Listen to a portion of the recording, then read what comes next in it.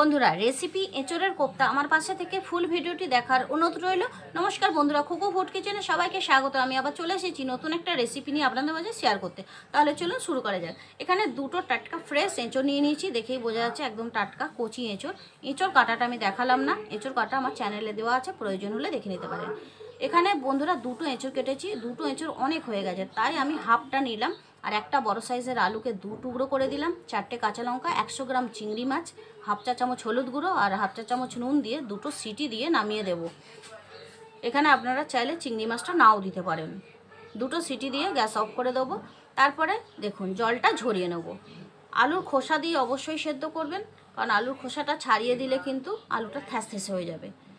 এবার হাতা দিয়ে প্রেস করে, একটু গরম বলে হাতা দিয়ে প্রেস করে একটু ছাড়িয়ে নিচ্ছি আলুর খোসাটা। আলুর খোসাটা ছাড়িয়ে ফেলে দেবো। তারপরে কিছুটা মশলা অ্যাড করে দেবো। আমরা অনেক রকমের কিন্তু এঁচোড়ের রেসিপি খেয়েছি, কোপ্তা একদম ইউনিক রেসিপি, একবার হলেও খেয়ে দেখুন, অসাধারণ খেতে। 1 চা চামচ নুন, 1 চা চামচ চিনি, 2 চা চামচ ভাজা মশলার গুঁড়ো। এখানে আমার ভাজা মশলা গুঁড়ো চ্যানেলে দেওয়া আছে, দেখে নিতে পারেন। হাফ চা চামচ লঙ্কা গুঁড়ো, হাফ চা চামচ গোলমরিচ গুঁড়ো, হাফ চা চামচ গরম মশলা গুঁড়ো, 1 চা চামচ আদা রসুন বাটা, 2 চা চামচ আটা, যে আটা দিয়ে আমরা রুটি খাই। আমার হাতের সামনে এটাই ছিল, কারণ এটা পাক হওয়ার জন্য দিতে হবে, তা নাহলে কোপ্তাটা যখন ভাজবো তখন কিন্তু ছেড়ে যাবে। আপনারাও এখানে আটার বদলে ময়দা, কর্নফ্লাওয়ার, বেসন বা চালের গুঁড়ো ব্যবহার করতে পারেন। কিছুটা ধনেপাতা দিয়ে খুব ভালো করে আলু ভাতের মতো চটকিয়ে মেখে নিলাম। মাখা হয়ে গেছে, এবার বল বল করে আমি কোপ্তাগুলো তৈরি করে নেব। দেখুন হাত দিয়ে একটু প্রেস করে একটু চ্যাপটা করে নিলাম। আপনাদের যেমন পছন্দ কোপ্তাগুলো সেই রকম করে বানিয়ে নেবেন, লম্বা গোল চ্যাপটা যা ইচ্ছা। সব কোপ্তা একভাবে বানিয়ে নেবো একরকম করে। তারপরে কড়া বসিয়ে দেবো। কড়া বসিয়ে সাদা তেল দিয়ে দিলাম। আমি সাদা তেল ব্যবহার করেছি, আপনারা চাইলে সর্ষের তেলেও করতে পারেন। তেল যখন গরম হয়ে গেল কোপ্তাগুলো ছেড়ে দিলাম। যখন কোপ্তাটা এক পিঠ ভাজা হয়ে যাবে তারপরে উল্টে দেব। সঙ্গে সঙ্গে কিন্তু উল্টানো যাবে না। খেতে কিন্তু অসাধারণ কোপ্তা রেসিপি, একবার হলেও খেয়ে দেখবেন। ঝাল ঝাল মিষ্টি মিষ্টি ভাত, রুটি, লুচি, পরোটা সব দিয়েই খেতে পারবেন।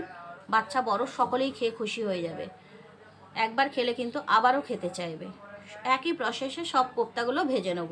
উপর থেকে একদম পুরো মুচমুচে, দেখেই লোভনীয় লাগছে। আমি কয়েকটা ভাজা খাওয়ার জন্য রেখে দেবো, আর কিছুটা দিয়ে ডালনা বা কারি বানাবো। এবার অনেকটা তেল আছে, 2 হাতা তেল তুলে নিলাম। 1 টুকরো জায়ফলকে গুঁড়ো করে তেলের উপর দিয়ে দিলাম। গোটা গরম মশলা, তেজপাতা, সাদা জিরে। ফোড়নটা যখন ভাজা হয়ে গেল 1 চা চামচ চিনি অ্যাড করে দেবো। চিনিটা তেলের ওপরে দিলে তরকারির কালারটা সুন্দর হয়। চিনি দেওয়ার পর একটা বড় সাইজের পেঁয়াজ কুচুনো দিয়ে দিলাম। আমি এখানে কম মশলা ব্যবহার করেছি, আপনারা চাইলে একটু বেশিও দিতে পারেন। স্বাদ মতো নুন দিয়ে দিলাম।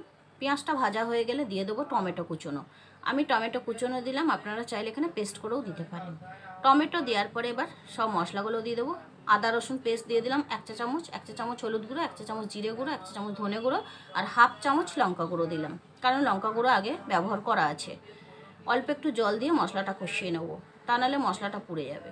মশলা যত ভালো কষাবেন তত কিন্তু তরকারির টেস্ট বাড়বে। দেখুন তেল ছেড়ে দিচ্ছে মানে মশলা পারফেক্ট কষানো হয়ে গেছে। এবার 2 কাঁচা লঙ্কা দিয়ে 1 কাপ জল দিয়ে দেবো।